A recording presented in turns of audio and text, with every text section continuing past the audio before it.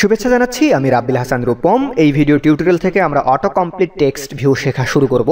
তো অ্যান্ড্রয়েডে auto complete text view খুবই গুরুত্বপূর্ণ একটা ভিউ বা খুবই গুরুত্বপূর্ণ একটা উইজেট।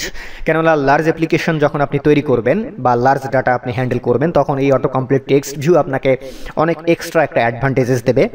তো প্রথমেই আসুন জেনে নিই অটো কমপ্লিট টেক্সট ভিউ কি। What is auto complete text view? তো আপনারা এর আগে এডিট টেক্সটে দেখেছেন। এডিট টেক্সটের মাধ্যমে আমরা কি করি? এডিট টেক্সটের মাধ্যমে আমরা কোনো ডাটাকে ইনপুট করি বা কোনো স্ট্রিং ইনপুট করি বা কোনো নাম্বার ইনপুট করি। As edit text auto complete text ভিউয়ের ভেতরেও আমরা ডাটাকে ইনপুট দেব বা অটো কমপ্লিট টেক্সট ভিউয়ের মাধ্যমে আমরা ডাটার ইনপুট নেব। বাট এডিট টেক্সট আর অটো কমপ্লিট টেক্সট ভিউয়ের মাঝে যে বেসিক পার্থক্য সেটা হচ্ছে, এডিট টেক্সটের ভিতরে যখন আপনি কোনো কিছু ইনপুট দিতে যাবেন তখন অটোমেটিকলি কিন্তু সেই ইনপুট অনুসারে অন্য কিছু সাজেস্ট আপনাকে করবে না। বাট অটো কমপ্লিট টেক্সট ভিউয়ের ভেতরে যখন আপনি ইনপুট দেবেন তখন ওই ইনপুট অনুসারে কিছু আইটেম আপনাকে অটোমেটিকলি সাজেস্ট করবে। এখন এই যে আইটেমগুলো অটো কমপ্লিট টেক্সট ভিউয়ে সাজেস্ট করে, এই আইটেমগুলোকে নিশ্চয়ই একটা ডাটা সোর্স থেকে লোড করা হয়। তো আপনি এই আইটেমগুলোকে লোকাল ডাটা সোর্স থেকেও লোড করে নিয়ে আসতে পারেন, আবার রিমোট ডাটা সোর্স থেকেও লোড করে নিয়ে আসতে পারেন। আপনি যদি লোকাল ডাটা সোর্স থেকে এই আইটেমগুলোকে লোড করেন, সেক্ষেত্রে আপনি যে আইটেমগুলোকে সাজেস্ট করতে চাচ্ছেন সেই আইটেমগুলোকে লোকালি একটা অ্যারের ভিতরে আপনি রেখে দিতে পারেন।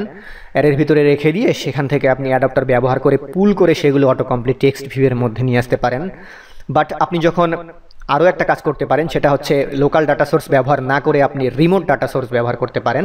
তো আপনি যখন রিমোট ডাটা সোর্স ব্যবহার করবেন তখন এই ডাটাগুলোকে পুল করে নিয়ে আসার জন্য সাধারণত রিমোট ডাটা সোর্স হিসেবে জেসন ফাইল ব্যবহার করা হয় বা ডাটার জেসন স্ট্রাকচার ব্যবহার করা হয়। সেই জেসন স্ট্রাকচার ব্যবহার করে জেসন স্ট্রাকচার থেকে HTTP রিকোয়েস্ট দিয়ে ইন্টারনেট অ্যাক্সেসের মাধ্যমে অটো কমপ্লিট টেক্সট ভিউয়ের ভিতরে ডাটাগুলোকে লোড করা হয়। তো পরবর্তী ভিডিও টিউটোরিয়াল থেকে আমরা শেখা শুরু করব যে কিভাবে লোকাল ডাটা সোর্স দিয়ে অটো কমপ্লিট টেক্সট ভিউ তৈরি করতে হয়। দেন আমরা আরও শিখব কিভাবে রিমোট ডাটা সোর্স দিয়ে অটো কমপ্লিট টেক্সট ভিউ তৈরি করতে হয়।